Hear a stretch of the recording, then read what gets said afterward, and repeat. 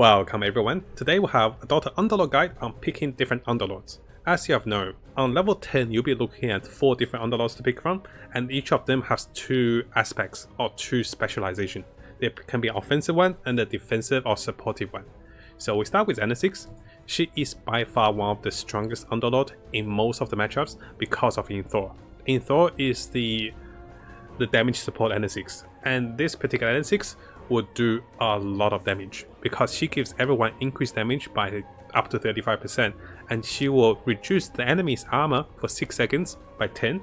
That's like 2 heartless for free. And then if this unit dies by Anessix in time, within the 6 seconds, you fight for her as a demon. On top of that, this unit is also going to do player damage if it survives the round. So Anessix can be very punishing against other players. And if you have enough demons on the team like Terrorblade, Shadow Demon, Spectre, she will empower them because she's also a demon summoner with an archer. The unit is also a demon. And sometimes if you can't beat that player, you just Thor the 3-star and they lose that 3-star. Chaos Knight, Juggernaut, they lose. So that's why I started with Anessix first. Thor works 80 or 70% of the time with any build. But what if you don't get that? Well, we have a lot of other options. So follow up, I wouldn't say the strongest will be the Summoner Anessix, which we'll touch on this after. The next up, I really like, if I don't get the Thor Anessix, I'll go for the Hoggins for the stun. So sometimes my team doesn't need a demon, and my team is not great on focusing enemies down. We don't have Hunters, Heartless, or Vigilant. We won't be focusing enemies down. So we'll actually go for the Rapid Furball. The Let's Go Crazy ammo, we used to call it, is all out attack. The damage isn't that high initially, but the stun is massive. Stunning everyone for 1.5 seconds, and he doesn't stun all of them at once. He goes to one, and the next one, and the next one. This means as you fight, half of the enemy team will be gone, and the physical damage poisoning also is buffed by the Heartless, minus armor, and also hits those enemies' attack speed if you have poison units, because his poison works with other poisons. The moment you have the Poison Alliance, you reduce enemy attack speed by 35% right away. Poison also reduces enemy healing for the healers, and also to reduce the falling healing by 20%, I believe. So the second tier of Underlord is definitely going to be ammo here with the stunning ammo. After that, it's more like a personal option. If you need a tank, we send a message. So if you need a tank, you go for aggressive tank with Doom, very powerful. There has been a small buff to the healing tank, now he buffs himself as well, but it doesn't really do much. So aggressive tank on the June if you need a tank, or if you need a bit of, a boost of, other things. But mostly it's just for the tanking. The barrel doesn't do that much. If you don't need a tank, what you should do is look for the offensive Hoggins. Offensive Hoggins and the offensive June are the ones I really like. Offensive Hoggins does a lot of damage when enemies are stacked up, and the implosion, is incredible. Also damage over time with burning, which does 2.5% of enemies max health per second. So it's about 7.5 after 3 seconds. And also friendly fire is pure damage, means you don't even need the mages. Really good on the mages as well, but really good damage. So usually I go for Thor Anessix, followed by stunning ammo, or maybe the other way around if I need the stuns. Then by the offensive Doom and offensive Hoggin. After that, well, it's anyone's game. So how you want to think about this? Do you need attack speed in the late game? If you do, go for the support Hoggin for the attack speed. Don't worry about the stun. This is not a guaranteed stun. Sometimes he's silenced, sometimes he's stunned, sometimes he gets pulled over, he dies. So Let's Go Crazy is not bad if I'm going for Savage and Summoners. So for Let's Go Crazy Hoggin, he's great on the Assassin team because you want to attack normally and you can get a bit of stunning going, and increase attack speed is great. Up to 90% attack speed. And followed by that with Savages, Summoners, they want attack speed, and he buffed the entire team, which is not bad as well. Sometimes you can go on the Knights, but I don't really recommend, because for the Knights and also for the Summoners, I have plans later. Indeed, Anessix. Sorry, for the Knights and Summoners later, we can consider the Anessix if I don't get anything good of the other good Underlords, because Anessix can summon demons, and with the Golem, she's also a summoner. So the demons allow Chaos Knight to do a lot more damage, while the summoning demon has a really good attack speed at 1 attack per second, really good base damage, and it's usually going to kill the backlines very fast if you have Summoners buff, Savages buff. So sometimes I go for the you know, the unlucky healing support Anessix on the knights and summoners if I can't get any Thor Anessix. The healing is not bad. She's actually one of the best healers, and you know, maximum HP. Basically, she heals for a lot, especially with healers. So she works on the healer knights too. It can be the healers with Enchantress and Train Protector, and also the summoners and druids. For the druids, shamans. Next up, what I don't usually like are two. Indeed, Doom. So what I don't usually like is the healing tank Doom for two reasons. He doesn't gain HP. The reduction to damage, I don't feel like it's working that well for me. Because he's supposed to tank, right? Not to let others tank for him. If I had a tank, I don't need him. If I don't have a tank, then this doesn't really work. And the happy hour is a little weak as well. Because unless enemies hitting your whole team, it's not benefiting you that much. And it just doesn't do enough for me as an underlord. So I really don't pick the defensive healing tank Doom. But if I try something main-ish, I can go for the healer Doom. If I want to go for the 4 healers, I might go for the aggressive tank, because he also heals with lifesteal. Second underlord I don't usually pick is gonna be the ammo with the healing and stealing. This underlord is only because I want to play the poison build. I don't get the stunning ammo, and I just want him to poison enemies. There's a lot of riding. Basically, he just heals and poisons.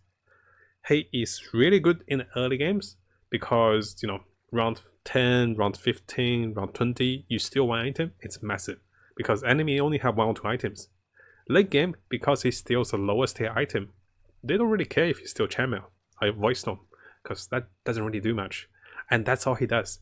So he is a diminishing return underlord. Great from round 10 to 20, really bad after round 25. And that's why I really pick him. To summarize, if you go for an underlord that always works, Anessix with Thor, ammo with the stun is really good. After that, I go for Hoggins with the AoE damage and Doom for the aggressive Doom. After that, it's situational on the Anessix with the summoning of golems and for the attack speed Hoggins. Really, do I use the last two with, you know, the healing tank Doom and the doctor ammo? But let me know, guys, if you have a good combo with those two, let me know. Maybe I give them a try and I can change my perspective. At the same time, there are some items, we'll just touch on this quickly. There are some items that can help underlord as well. For example, with Anessix, if you have more demons, and her demon summoning units can also benefit. If you have a lot of the Rasu with demons, her Thought demon will do a lot more damage. Sometimes it does 400 base damage, sometimes it does like 800, sometimes it does 2000 because you have more demons. Keep in mind the demons will silence each other, so if you stack too many, you might be overdoing yourself. After that, I think items like your scepter and items like Self of Ice, if you have ammo that starts the spin off, so it doesn't matter which spin he does, he might be cyclone right away, which could be good because he's there to take an item effect away from the player. And after that, you do want to be aware of the positioning of underlords. We'll touch on this. So we'll touch up on the positioning of different underlords. Firstly, we're going to go with the damage support Anessix with Thor. Usually you want her to be in a corner, but that's not vulnerable to be hooked over. At the same time, she should have a spot for the little archer to be summoned. Usually you want the archer to be summoned away from her and not inside, and it's more outside, so she keeps summoning one when one dies. Also, because her Thor ability catches the closest enemy, you want to make sure she's at a distance that is not going to, I guess, be killed before she casts Thor, and also she can catch a really good unit as it comes to her. There is one counter to Thor Anessix, which is the Spirit Charger, the Spirit Breaker that charges in, then she Thors the cow, then we kill the cow, the Spirit Breaker is stuck in the corner because it charged in, and it doesn't come out to help us. But other than that, Anessix is great. Just be aware that she needs to survive for 10 seconds to make the maximum effect. And why don't I put her in a corner like this? It's because of Pudges. Pudge will hook the last unit in the corner and avoid doing that. Usually I put a Shadow Demon for that. And also, yes, Music said Spectre. Usually you can install something great like Spectre or 3 stars because by the time it's 10 seconds into the game, the best units are the ones that survives. The weaker unit dies and she gets a really good pick off. It's similar for the healing support Anessix as well, so if you place this healing support Anessix, it can be here as well. So not much of a change. as long as the healing support survives. I believe the healing support is a little longer with the cooldown, so she needs to survive for 15 seconds to cast her spell. So it's 5 seconds slower than the Inthor Anessix. That's why Inthor is so good, right? Everything. You get a free demon, you get minus armor, you get everything. Now, next up is gonna be my, the good underlord of choice is gonna be Ammo. Ammo doesn't have the biggest attack range. If you highlight on Ammo, by the way, we don't care about attack range on Anessix because she doesn't attack. For Ammo, the attack range is only 2 cells. If you place Ammo here, it can't actually hit anyone. So if it can't hit anyone, it has to run forward, and sometimes it runs 2 steps forward and dies. So usually I put Ammo on the second slot because you don't want it to take too much damage. At the same time, you want it to stay where it is and just cast multiple AoEs.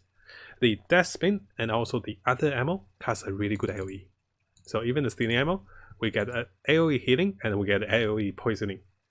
At the same time, being on the second level, or being on the second row, can allow you to take some damage. As you take damage, your HP drops below 75, 50 and 25%, and it's not a sudden drop. When this happens, you also get a free stun. Sometimes Ammo can do this multiple times, and this can be a game changer as you jump into the hunters, assassins, mages, whatever. So as you stun enemies, well, you get more time to do damage and more time for the poison to tick off. So similar for both Ammo positioning, they're pretty much over here. Next up, Hoggin. Well, both Hoggins are very similar. So similar to Anessix, you want the Hoggins to get the spells off. The Hoggin for Friendly Fire is 13-second cooldown, so he has to survive for 13 seconds. I once had a game that ended in 30 seconds, and he just got the spells off. So the other Hoggin is a little longer, I believe. Let's have a look. The other Hoggin is 10 seconds. Oh, it's actually a little quicker. I was wrong. So it's actually 10 seconds. So this one survives for longer because... Why is it survives for longer? Because when he has the Let's Go Crazy Hoggin, he goes into the box. That redirects targeting. And when that happens, he can survive for longer because no one hits him after he comes out of the box. Keep in mind, Hoggin has 3 cell attack range, so he's better than Ammo. He can be on the last row, or he can be on the second last row. So this way he can still hit people, he doesn't have to run forward. Usually he's stuck with summoners, mages, and knights, so he just wants to be on the second last row. This way he can still hit the enemies and keep him alive. If he's in the last back row, he might have to run forward, which is not great. So I usually put him on the second last row. And it's the same for both Hoggin. Last up, we have the tank for Jum. Well, he's gonna be pretty much in the front. Usually there's 2 choices. If your Jum is the main tank, make sure you have units next to him. So let me go for some units. Let's go for some warriors. Let's get some warriors. Let's get one more warrior. Let's get that conquer. So those 2 are great units next to him. At the start of the game, as you don't have a great tank for Jum, if you look at his base stats, it's not very high. It's only 1,900. As the warriors go higher, Tide will have 3,000 HP at 2-star. Conquer will have 2,400 HP, and they have better armor. So initially he can be the the tank first, as the main tank. As we go deeper into the game, he should be in the middle or more defended, because sometimes he doesn't even survive for 12 seconds, and that's not what you wanted. Same time, why does he want to be in the middle is because of his passive. Jum's passive gives you 5 armor for everyone that's next to him, enemies or allies. And if he's around, let's say a bunch of units, let's try a little one. If he's around for a bunch of units, he gets a lot of armor. I'll give you guys an example. Probably not Pudge. What's a weak unit? I want something that's weak that doesn't do a lot of damage. Tusk. So after having this many units next to him, let's look at the Jum's armor as we fight. So once I click start, he's on 8 armor, and once I click start, look at his armor. He's on 40 armor because he's surrounded by enemies and allies. So funny enough, for most people, what they don't realize is Jum actually needs enemies and allies to be next to him. So if you can't afford to have range units next to him, at least have some warriors or some frontlines next to him. He's not a great tank by himself because once he just faces 1 or 2 enemies, he doesn't have any armor. I'll show you guys over here. So, see, he's got +5, he gets +20 now because he's got allies next to him. So, at the very start, if your Jum's not next to allies, he can die very quickly. But if he is, he can be a very good durable tank. because he heals for a lot, surprisingly, and the effective HP is so high because of the high armor he has. He really doesn't die until he gets disarmed, or if he gets stunned, or if he gets focused down. So that's why he's so good, and that's why I don't mind using him as a tank. And this is it for the positioning and bonus for Underlord. Let me know what you guys think and which Underlord are your favorite. Leave a like, leave a comment in the video below, and I'll make sure I make some more guides for Underlord as we get more patches and updates. Thank you so much for watching, guys. And Slaughter is like, let me in. Oh, that's Slaughter in. So it's like, let me in. Take care, everyone. Thank you for watching.